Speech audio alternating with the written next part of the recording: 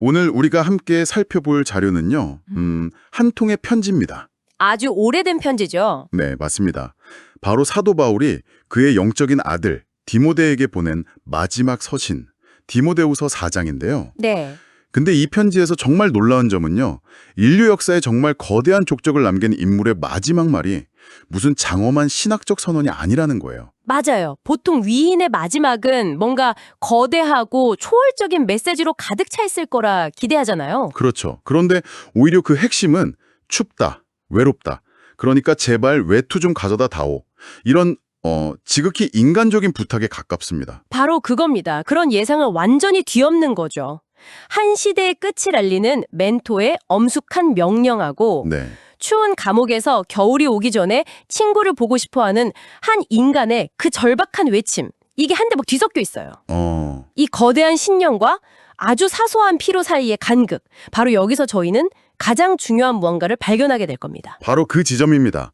그래서 이번 분석의 목표는 이 마지막 기록을 통해서 한 위대한 인물이 죽음 앞에서 무엇을 남기려 했는지, 그리고 동시에 한 인간으로서 무엇을 그토록 필요로 했는지, 그 두 가지 모습을 함께 들여다보는 것입니다. 자, 한번 깊이 파고 들어보죠. 좋습니다.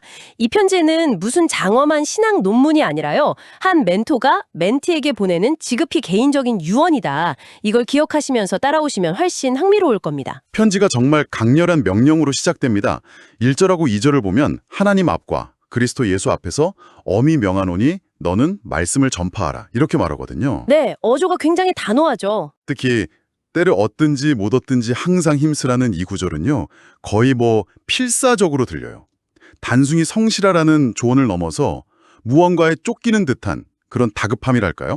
아, 그 쫓기는 느낌이라는 표현이 정확합니다. 그리고 그를 쫓는 게 바로 다음에 나오는 예언이죠. 예언이요? 네, 3절과 4절에서 바울은 사람들이 더 이상 바른 교훈을 받지 아니하며 귀가 가려워서 자기의 사욕을 좇을 스승을 많이 둘 거라고 내다봅니다. 진리에서 귀를 돌려서 허탄한 이야기에 빠져들 거라는 경고군요. 맞습니다. 귀가 가려워서라는 표현, 이야, 정말 날카롭네요. 거의 2000년 전 표현인데 저는 이게 오늘날 소셜미디어 알고리즘을 떠올리게 하더라고요. 어떤 점에서요? 내가 보고 싶어하는 콘텐츠만 계속 보여주면서 확증 편향을 강화하는 거랑 뭐랄까 정확히 같은 원리잖아요. 와, 완벽한 비유입니다.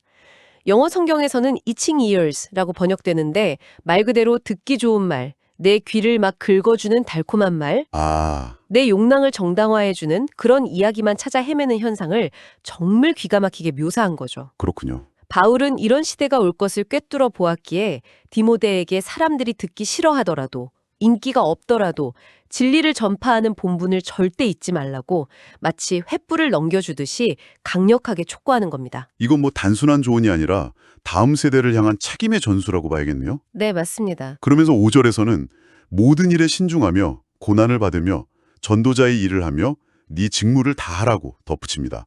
달콤한 길을 약속하는 게 아니라 오히려 고난을 각오하라는 현실적인 당부고요. 그렇습니다. 진리를 말하는 길이 결코 쉽지 않을 거라는 점을 숨기지 않아요. 이것이야말로 멘토가 멘티에게 줄 수 있는 가장 진솔하고 강력한 격려일 겁니다. 그렇게 미래를 향한 무거운 책임을 넘겨준 뒤에 갑자기 시선이 자기 자신에게로 확 돌아섭니다. 이건 정말 숨막히는 전환인데요. 네, 그렇죠. 6절에서 관제와 같이 내가 벌써 부어지고 나의 떠날 시각이 가까웠다라고 말합니다. 자신의 죽음을 아주 시적으로 그리고 구체적으로 예감하고 있는 거죠. 관제라는 게 고대 제사에서 마지막 순서로 제물 위에 포도주 같은 액체를 붓는 의식을 말하거든요. 아, 그런 의미였군요. 네. 그러니까 자신의 생명이 마지막 한 방울까지 남김없이 소진돼서 신에게 바쳐주고 있다. 아주 비장하면서도 아름다운 표현이죠. 자신의 죽음을 끝이 아니라 완성으로 보고 있는 겁니다. 그리고는 그 유명한 7절의 고백이 이어집니다. 나는 선한 싸움을 싸우고 나의 달려갈 길을 마치고 믿음을 지켰으니. 네. 솔직히 이 고백은 조금 의아하게 들릴 수도 있어요. 죽음을 앞둔 사람이 나는 모든 싸움을 이겼고 모든 경주를 마쳤다고 말하는 게 자칫하면 좀 오만하게 들릴 수도 있지 않을까요? 아, 그런데 왜 우리는 이걸 들으면서 감동을 받는 걸까요? 아주 중요한 질문입니다. 만약 이 고백이 여기서 끝났다면 말씀하신 대로 그저 자기 과시처럼 들렸을지도 몰라요. 네. 하지만 바울은 곧바로 8절에서 그 이유를 설명합니다. 그는 나를 위하여 의의 면류관이 예비되었다고 말한 뒤에 이 면류관이 내게만 아니라 주의 나타나심을 사모하는 모든 자에게니라 라고 선언하거든요. 아, 내게만이 아니군요. 바로 그겁니다. 나만 이렇게 대단한 삶을 살았다가 아니라 내가 걸어온 이 길은 나처럼 믿음을 지키며 달려가는 모든 사람을 위한 길이고 그 끝에는 모두를 위한 보상이 기다리고 있다고 말하는 거죠. 아, 그러니까 자신의 삶을 어떤 영웅의 특별한 서사로 만드는 게 아니라 같은 길을 걷는 모든 이들을 위한 하나의 본보기, 하나의 증거로 제시하고 있는 거군요. 바로 그거죠. 그 세 가지 비유, 치열한 투쟁이었던 싸움, 목표를 향해 완주한 경주, 그리고 수많은 역경 속에서도 핵심 가치를 포기하지 않은 믿음. 이게 자신의 자랑이 아니라 뒤따라올 모든 이들을 향한 격려이자 약속이 되는 겁니다. 와. 이 지점에서 그의 고백은 오만함을 넘어 위대함의 영역으로 들어갑니다. 좋습니다. 자신의 삶을 그렇게 완벽하게 요약하고 천상의 보상까지 이야기했으니 이제 이 장엄한 선언으로 편지가 끝날 거라고 예상할 수 있잖아요. 네, 그럴 법도 하죠. 그런데 바로 다음 구절은 정말 충격적일 정도로 인간적입니다. 9절, 너는 어서 속히 내게로 오라. 앞선 그 장엄한 고백과 너무나 대조적이어서 오히려 더 마음이 깊이 파고들어요. 그렇죠. 바로 여기가 이 편지의 심장부라고 할 수 있습니다. 위대한 사도의 고독과 인간적인 필요가 정말 적나라하게 드러나는 부분이죠. 신념의 거인이 한순간에 도움을 청하는 연약한 인간으로 돌아옵니다. 이어지는 내용을 보면 그의 상황이 얼마나 절박했는지 알 수 있는데요. 10절을 보니까 대만은 이 세상을 사랑하여 자기를 버리고 떠났고 다른 동역자들도 각자 사역지로 흩어졌어요. 네. 심지어 16절에서는 내가 처음 변명을 때에 나와 함께한 자가 하나도 없고 다 나를 버렸다 이런 고백까지 나옵니다. 정말. 아니, 한때 수많은 동역자와 함께 유럽 전역을 뒤흔들었던 사람의 마지막이 이렇게 쓸쓸했다는 게 믿기지가 않아요. 그래서 11절에 누가만 나와 함께 있느니라는 한마디가 더 큰 울림을 줍니다. 모두가 떠나간 그 차가운 감옥에서 곁에 남은 단 한 사람의 온기가 얼마나 소중했겠습니까? 아, 정말 그렇겠네요. 바로 이 깊은 고독 속에서 그의 가장 인간적인 필요가 터져나오기 시작하는 겁니다. 네, 13절이 정말 인상적입니다. 네가 올 때에 내가 도로와 가보의 집에 둔 겉옷을 가져오고 또 책은 특별히 가죽 종이에 쓴 것을 가져오라. 죽음을 앞둔 사람이 마지막으로 부탁하는 게 겉옷과 책이라니 정말 의외입니다. 다른 할 말이 얼마나 많았을까요? 바로 그 점이 이 편지를 위대하게 만드는 역설이에요. 겉옷은 지하 감옥의 혹독한 추위를 견디기 위한 지극히 현실적인 필요를 보여주잖아요. 결국 추웠던 거네요. 네, 결국 위대한 사도도 추웠던 겁니다. 우리 모두가 겨울에 전기장판을 찾듯이 말이죠. 이 사소한 디테일이 그를 신화 속 인물이 아니라 우리와 같은 사람으로 만들어주는 강력한 장치인 거예요. 그리고 책은요? 책, 특히 가죽 종이에 쓴 것은 아마도 성경 두루마리나 중요한 문서들이었을 겁니다. 마지막 순간까지 읽고 생각하고 배우려는 그 지적, 영적 열망을 놓지 않았다는 증거죠. 와, 육체의 추위를 막을 겉옷과 영혼의 양식이 될 책. 이 두 가지를 동시에 챙기는 모습에서 그의 인격 전체가 보이는 것 같네요. 그렇죠. 그런가 하면 관계 속에서 받은 상처도 그대로 드러납니다. 14절에서 구리세공업자 알렉산더가 내게 해를 많이 입혔다면서 그를 조심하라고 디모데에게 경고하잖아요. 맞아요. 모든 것을 초월한 성인의 모습이 아니라 자기를 괴롭혔던 사람에 대한 기억, 그로 인한 아픔이 여전히 남아있는 거죠. 그렇습니다.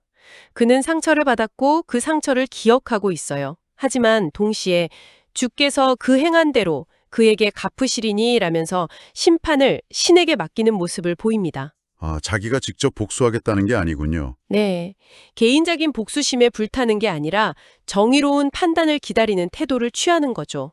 심지어 16절에서는 자기를 버리고 떠난 모든 사람에 대해서 그들에게 허물을 돌리지 않기를 원하노라 이러면서 용서의 마음을 내비칩니다. 상처받았지만 용서하는, 와, 이 복합적인 모습이 그의 인간적인 깊이를 보여주네요. 네. 편지 후반부를 보면 정말 많은 사람들의 이름이 스쳐 지나갑니다. 떠나간 데마, 곁에 있는 누가, 데려와야 할 마가, 심부름 보낸 두기고, 안부를 전해야 할 브리스가와 아굴라, 병들어서 밀레도에 남겨둘 수밖에 없었던 트로비모까지.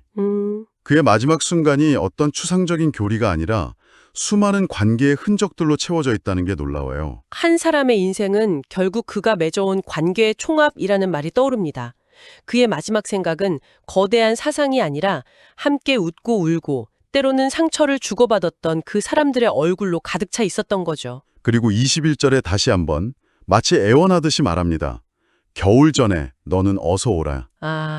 이 편지에서 어서 오라는 요청이 2번이나 나오는데 두 번째는 겨울 전에라는 구체적인 시간 제한까지 붙어 있어요. 그렇죠. 겨울이 오면 지중해 항해가 어려워지는 현실적인 이유도 있겠지만 어쩌면 자신의 생명이 그 겨울을 넘기지 못할 거라는 예감이 담겨 있는 것 같아서 더 절박하게 들립니다. 맞습니다. 그에게 남은 시간이 얼마 없다는 걸 스스로 알고 있었던 거죠. 가장 사랑하는 영적 아들의 얼굴을 마지막으로 한 번 더 보고 싶다는 스승이자 아버지의 간절한 마음이 담긴 외침입니다. 오늘 우리는 한 인물의 마지막 편지를 통해 3가지 뚜렷한 모습을 보았습니다. 다음 세대에게 사명의 횃불을 넘기는 엄숙한 멘포의 모습, 네, 선한 싸움을 다 싸웠다며 자신의 삶을 확신에 차 돌아보는 신념에 찬 순교자의 모습, 그리고 마지막으로 추위에 떨며 친구를 그리워하고 거둣과 책을 부탁하는 지극히 우리와 닮은 한 인간의 모습입니다. 이 모든 것이 분리된 게 아니라 한 사람 안에 통합되어 있다는 점이 중요해요. 위대한 삶이란 무슨 초인적인 능력으로 완성되는 게 아니라 수많은 관계의 흔적과 아주 사소하고 인간적인 필요들, 그리고 그 속에서 겪는 고독과 싸워나가는 그 과정 자체라는 걸 이 편지는 묵직하게 보여주고 있습니다. 편지는 주께서 내 심령에 함께 계시기를 바라노니 은혜가 너희와 함께 있을지어다 라는 축복으로 끝을 맺습니다. 그 모든 개인적인 요청과 외로움에 대한 토로를 넘어서 마지막 순간까지도 그의 시선은 결국 타인을 향한 축복으로 향하고 있네요. 그렇습니다. 이것이 그의 삶의 최종적인 방향성이었던 거죠. 그리고 여기서 한 가지 풀리지 않는 질문이 남습니다. 질문이요? 네. 이 편지는 결국 디모데에게 겨울이 오기 전에 와달라는 긴급한 요청으로 가득 차 있잖아요. 네, 그랬죠. 하지만 우리는 역사 기록 속에서 디모데가 과연 겨울이 오기 전에 로마에 도착했는지, 스승의 마지막을 지킬 수 있었는지 알지 못합니다. 어쩌면 이 편지는 영원히 답을 알 수 없는 간절한 기다림의 기록으로 남아있는 셈이죠. 여기서 여러분께 질문을 한번 던져봅니다. 만약 당신이 누군가에게 마지막으로 무언가를 남겨야 한다면 당신의 편지에는 어떤 긴급한 요청과 또 어떤 마지막 축복이 담길까요? 한번 생각해 보시면 좋겠습니다.